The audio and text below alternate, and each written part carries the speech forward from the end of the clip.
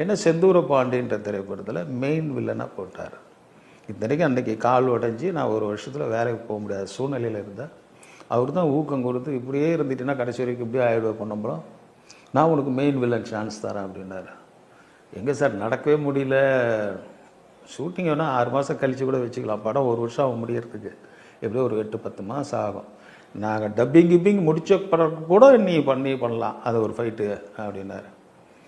சரி இப்படி சொல்லிட்டு நம்மளுக்கு ஒரு ஊக்கம் கொடுக்கறதுக்கு ஒரு நபர் கிடைச்சாலே போதும், நம்மளுக்கு இப்படி ஒரு ஆசான் கிடச்சிட்டாருன்னு சொல்லிட்டு டெய்லி நல்ல பிசியோதெரப்பி நல்லா பண்ணி காலை ரெடி பண்ணி, ஏன்னா உழைப்பாளின்ற படத்தில் தான் அந்த கால் உடைஞ்சிது.